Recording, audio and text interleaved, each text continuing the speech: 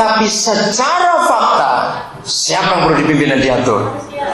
Nah, gimana salahnya? Coba pernah pikirkan itu.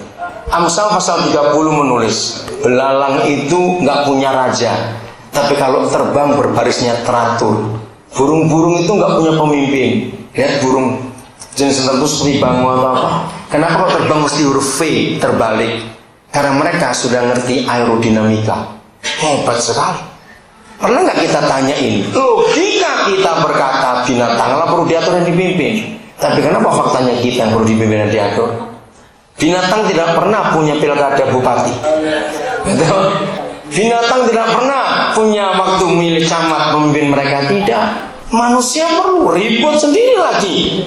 Bayangkan untuk milih pemimpin aja ribut, terus mau jadi apa bangsa ini?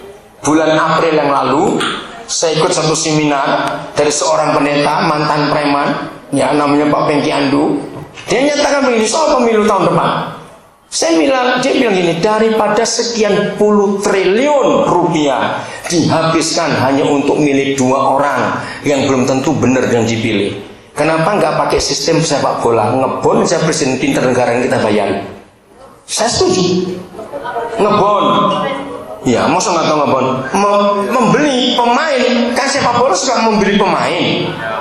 Nah, maksudnya Pak Pengki Andu saya setuju. Kita cari aja orang pintar di negara lain, kita bayar jadi presiden dulu di Indonesia. Daripada kacau seperti ini.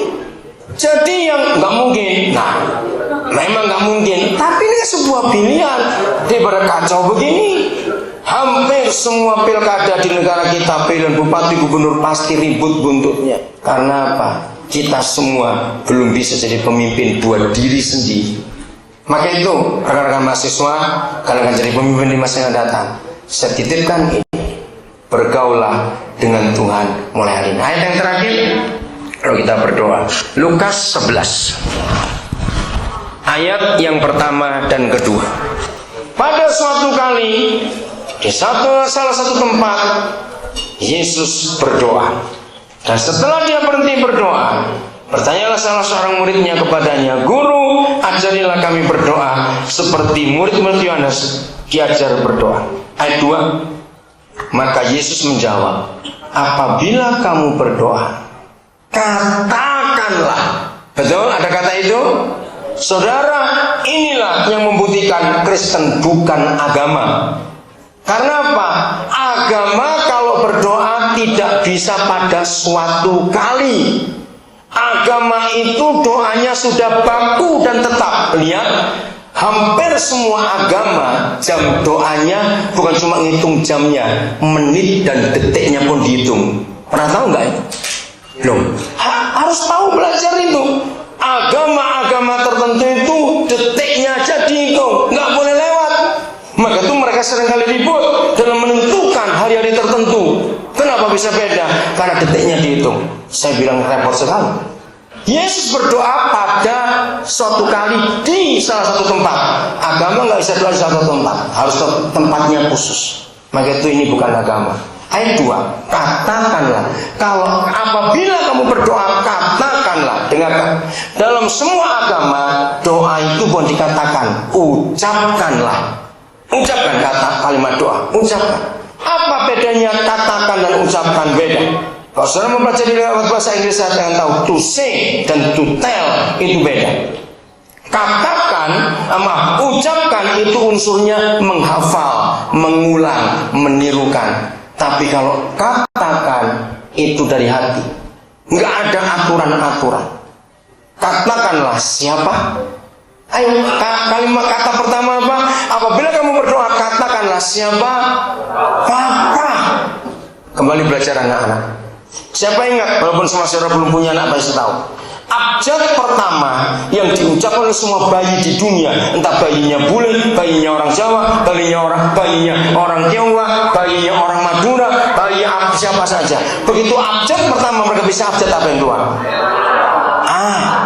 Nggak ada bayi bilang T, S, P, oh nggak ada. Itu bayi keren. Semua bayi Nah, saya mempelajari ini. Di dunia ini ada lembaga namanya lembaga linguistik.